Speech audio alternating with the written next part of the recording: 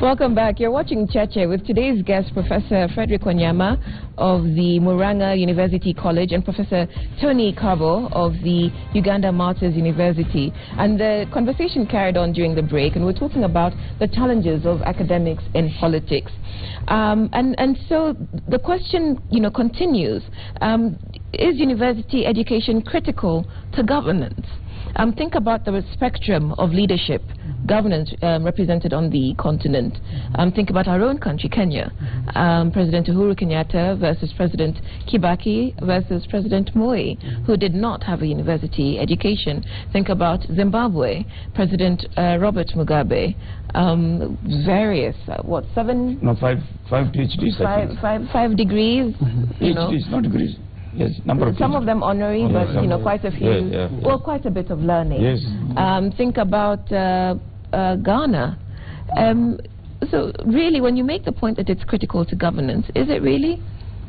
It is, in the sense that an informed person, which the university education should provide, should be in a better position to churn a course of action that is more beneficial to the greater public than one who is. That wasn't the case in Sierra Leone, was it? We find our leaders on the continent at different levels.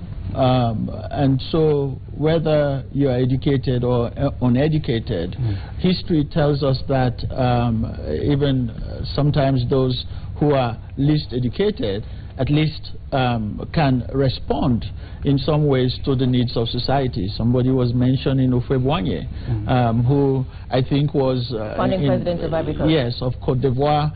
He was in France, he was in parliament, he came back, became president at independence, but did some things that are very significant for the development of the country.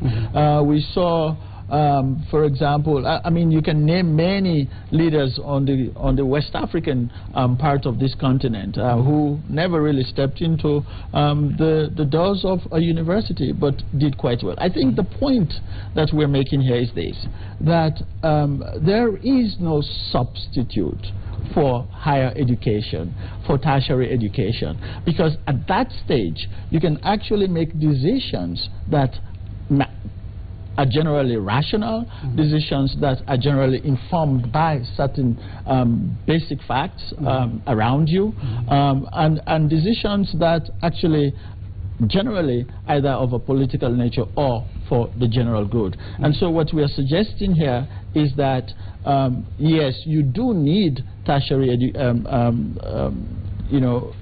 education as a basis for leadership, as a basis for governance, because once you get there, then your decisions are made based on some facts, hopefully. And if you don't have that education, please surround yourself with it. Absolutely. With good advisors, technocrats who at least have the exposure that comes with higher education. That's what Ronald Reagan did. He was not very educated American president, but he had a lot of people who were advisors. Yeah. Is that really true? Because if you look at the experience of Africa and the founding fathers, whether it's, Ghana, Kwame Nkrumah, Tanzania, Mwalimu Julius Nyerere, there you go. Kenyatta had very young, educated people. That's how he had been to university, but the young people who were there with him were young and educated. He didn't have any buffoons in his cabinet. Can the case not be made? Can the case not be made that, in spite of all of that, they set up their countries for failure? Because even though we're saying that the university education is critical, politics came in, as you know. Barack Obama himself talked about his own father finding himself in a challenging context with the Kenyatta administration. So that, one, it's really whether you can survive in the political environment, and two, whether policy making is really in the interest of people and not in the interest of a small cabal. I think that's the point where we are. The blame is not whether the university education is relevant. The blame to me, again, as I said earlier on, is the structure of politics that we have had in Africa for a long time, which is founded on informality. rather than formality. So when we see is this informality, or that we just replicated what the colonials did? No, the colonials didn't do this. The informality are things that we have created way after independence, where we created what we describe in political science as patron-client relationships that are more powerful than the formal structures that we have in the constitution and the laws and so on, which are more powerful. Where so you appoint the right people qualified, but you have a kitchen cabinet that you actually listen to, that guides your day-to-day decision making. Precisely. And previously, we had sweepers in offices who are more powerful than the chief executive of that particular office. But isn't that then testimony to the fact that academics or people who have high qualifications cannot survive in the intricate field of politics? They don't know how to play. And so precisely, I think that's where this program that we are working on is really heading. In other words, saying we need to move away. There has to be a paradigm shift from doing the informal kinds of networks within the political space to a much more formal, a much more research-based kind of decision-making processes. And so what you find is, in fact, all the 12 participating universities have established relationships with different segments of government in the countries in which they come from, so that we begin to get people from those different segments to participate in this program, so that hopefully when they go back, they are now informed by certain basic principles as to how do you make a policy, what are the processes involved, how should you implement it, how should you monitor it, and what is the basis for coming back and taking a look at it, in other words, evaluating it. And so hopefully the PASGA program will churn out a number of people that will, you know. Sir, there was a phrase used by an Angolan journalist which earned him some time in prison. And he called it, he said that what the Angolan government was doing was putting lipstick on pigs. And I'm sure you know what that means, where they would come into academia and require that the academics produce research that matched what they wanted, and not necessarily independent, objective research. So do you not run the risk of doing the same? One of the things that we do in this program is also actually run a course on ethics. And so the ethics of research, the ethics of policy making, the ethics of governance. I mean, fine. I mean, even the best universities do not really, imbibe, certain values to individuals. But hopefully, you'll get a, sizable, number of people who will be informed by certain values, certain principles, I guess what Woodwork is saying is that academics are in the habit of not speaking truth to authority at certain points. In fact, in Kenya, we had a cadre of professionals, professors, we call them Kano professors, who were always thinking differently from their colleagues, yet they were in the same departments, and it would appear that the truths were self-evident, but they could not see them, and they kept telling government other things. So has this been cured? There's a more recent example, and we see it around politics, where academics align with different political pro-establishment professors, and that's something the university cannot control. Because now we're looking at individuals working within the spaces in which they find themselves. You can't control that.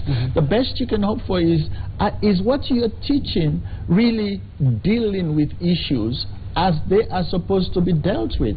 Now, what you do in practice would be perhaps completely different. But the hope is that the ethical values that we try to bring to this program will inform some people. And I think one of the other things that need to go in parallel with these things we're doing is the setup of, private think tanks, which are not influenced by government, or which are perhaps also not influenced by private entities. And independent think tanks that can bring out the truth based on research, based on evidence, that will inform policymakers. In the Kenyan program, maybe you may clarify to us, are you recruiting people in government or in county governments? Are you involving the university student, the student you're recruiting, or are you involved any connection with the Kenya School of Governance or Government, KIA? Who are your Who are you training? Our programs are open to all interested persons in government, county governments, in national government, and so on. So the admission criteria is quite wide open. So how many people do you have, and from where? I came into this while at Maseno University, and I was coordinating. I was part of the team. 2 universities only in Kenya. In Kenya, we only have Egerton University and Maseno University that is participating in this master's program, and so that's where I have come from in terms of designing the program. I was part of it in rolling out the program. We started just in January this year. We have 13 students. And the 13 students spread across, we have some fresh graduates, we have some that are working in government parastatals, we have some that are working in non-governmental organizations, we have some are assistants of politicians who can give advice. And so we are not really affiliated with the Kenya School of Dr. Kabo talked about something very significant in the 3 functions of universities. And the last one was outreach. Which is now the function that, in my view, universities have not performed very well. Because so much is happening within the universities. But are they reaching out and are they taking out the researches, their findings? Private think tanks, like in Kenya, are more prominent. They are out with reports more frequently and they're more visible. Universities which have got the wealth of expertise are rather quiet, rather shy from speaking out. What is the problem? Historical. Again, but we are, as I said earlier on, we are increasingly finding ourselves in the open, and we are slowly, not as fast as we might be expecting, getting out to engage with the issues that are outside there directly. But it is slow. Yes. But we are actually getting back to here's what some of our viewers are saying. My father sold all his cows to see me through university. I'm still unemployed. From Alan, in my opinion, universities started in many parts of Kenya is a good idea because they create opportunities to many who would not have made it due to distance. Also, such institutions bring the awareness of the importance of education in such places. The uphill task is for the institution's leadership to ensure that that it is internationally recognized. That came from Alan. But there was one that talked about students being prepared through career. Students from primary to secondary are offered career guidance and courses that they're most talented to pursue, but they're forced to take courses they're not psychologically prepared for, and that came from Mohammed in Wajir. That in spite of your grades and your desire, you find yourself admitted to a random program. Well, that has been a challenge, particularly where you have many students who are equally qualified applying for the same kind of degree program that they all qualify. Space would have naturally to dictate, and we have what we call cluster points, the combination of some subjects that are required for that particular kind of degree program, and that's what the admission falls back onto. So somebody who has a higher cutoff point will be taken into, and unfortunately we have had some students who have missed out. But it is actually being addressed in this year's admission. We saw that many are the students who are actually placed in programs that they applied for. But still we had a few who could not fit into that. You disagree? The students who have. Well, again, that boils down to the problem of the relevance of the courses. A lot of universities have come up with all manner of crafted names for courses. If you ask them, so from here, where next do I go? There is no address. And so you get an education, and there's no way you can find an employer who needs that paper. I think the traditional education system prepares us to go and get employment somewhere. Generally, in Africa, it's the government. And I think that needs to change.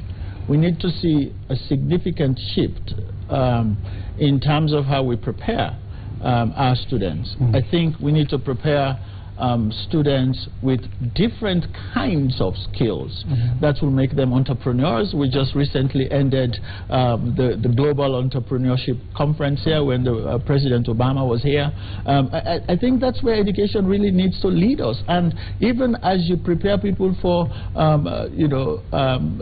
self-development, in that sense, we need to prepare them for other things. Give them that should be the orientation or the first day that somebody gets to university. That look, you're not here because you're coming here to be trained for a job. You're coming here for self-empowerment and development, so that people move away from this traditional mentality that you went to college, you went to university to get a degree, to get a job, rather that you go to college and got an education to survive and make it happen on your own in the world, which is not how people are looking at when they get into university. And that's where the shift needs to take place. You need to begin to formulate programs or design programs that will give students the opportunity to look at different opportunities for themselves. So if I finish, I can choose to get a job. I can also choose to become an employer myself. And that has to be sort of, included in how in our training programs. Yeah, and go back to the question I wanted to ask you. You have those students who have admitted. They will do research. I'm assuming they will do this. Yes. And they will graduate. Yes. I'm supposed they are supposed to do governance. Is that the research which they are going to do?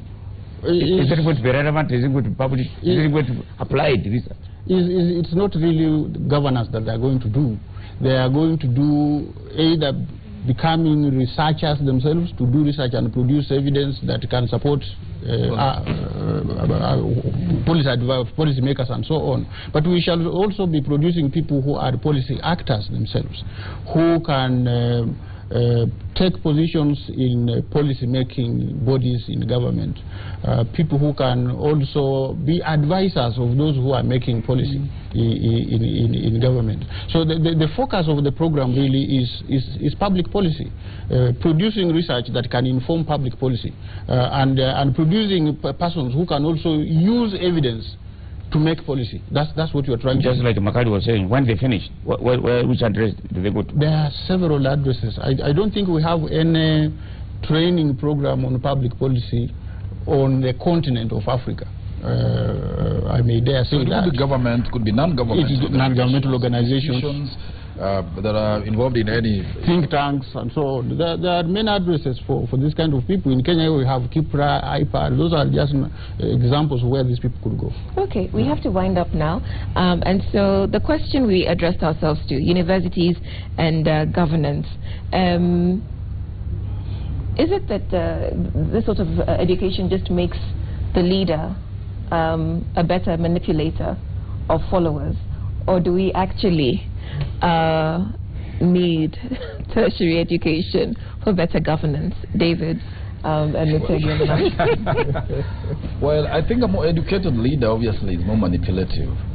But we need more educated leaders so that they can also be make more rational decisions. And I said, if they're not very educated, then they have to have the wisdom to surround themselves with a little bit of educated, We were talking about the county assemblies, the MCAs, and the fact that they're interrogating huge budgets, and they don't necessarily have the skills. They don't have the skills. So then we need interventions that enable them to upgrade their skills to do the interrogation of public policy and legislation that they have to pass.